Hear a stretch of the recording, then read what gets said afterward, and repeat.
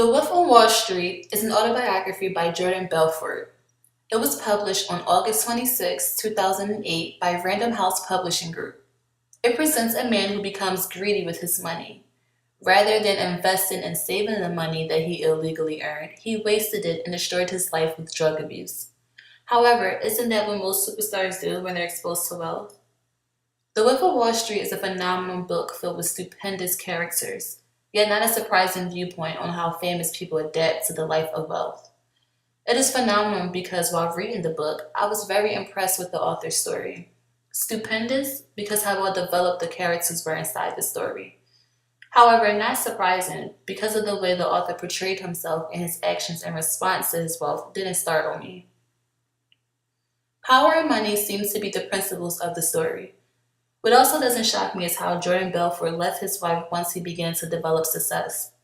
When this book was released, there were a lot of controversy on whether or not Jordan Belfort was credible to write his book because of the grammatical errors that were made throughout the book. However, I enjoyed reading the book. Although there were errors throughout the book, which most readers do notice for better or worse, Jordan told his story in a way no author has done before. He didn't dwell on the struggle he was exposed to, but rather the success he dreamed of living. If I can categorize this book on two main themes, it would be on power and money, simply because it seems as if that's the author's intended audience. What are the audience's beliefs on power and money? What exactly is one interpretation on power? There are some people in life who feel like the people who are set in wealth want more money are considered greedy. What exactly does greedy mean? I think it depends on what type of person you are, and the financial background you come from determines what wealth is. I feel like Jordan Belfort wanted to question his audience. He wanted to question whether or not he or she feels as though people who become wealthy and wasted on drug abuse doesn't deserve the money, or they're just living their life because they work so hard to do so.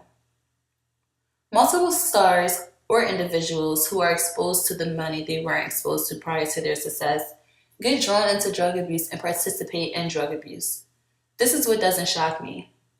One of the things that stood out the most to me in this book, which brings me back to power, was the fact that Belfort made a joke out of police officer's salary as if that wasn't what he was making prior to his success, if not less than that. It upsets me to see someone with so much success, who is well respected by many, to belittle the next person because he or she feels like they're better than someone else. When Jordan reached his limit of success, he dropped his wife like she was a toy car that didn't work anymore. Once again, that wasn't shocking because plenty of stars drop the girl or boy they've been with for years prior to their success. However, as soon as they're exposed to wealth, they feel like the one who was there somehow isn't enough anymore. Jordan did just that. All of a sudden, his wife for years doesn't seem attractive anymore, or she didn't make him feel the same way she used to. When Jordan remarried, he then cheated on his wife and didn't see anything wrong with it. And my wife, well, I guess she dared her scene with me. But still, did she really have that much reason to be angry? I mean, when she married me, she knew what she was getting into, didn't she? She had my mistress, for Christ's sake. That spoke volumes, didn't it? I agree with Jordan here simply because it's hard to understand why his wife expected much more from him when that's how the two of them met. His wife was his mistress, so for her to think she was going to be the only one in the picture was very imprudent. One idea or lesson in life that I feel like the author wanted his audience to learn would be to enjoy the wealth you were blessed with and just live your life the way you want to without anyone telling you otherwise. Between the book and the world, I know it was quite similar in a variety of ways. For example, there are several famous people who enjoy their success a bit differently than usual. They are exposed to drugs shortly after they begin to abuse those drugs, which will result to an end of their career. Power and money is what made Jordan Belfort. Some may say he got greedy, but then some may say he's just living his life.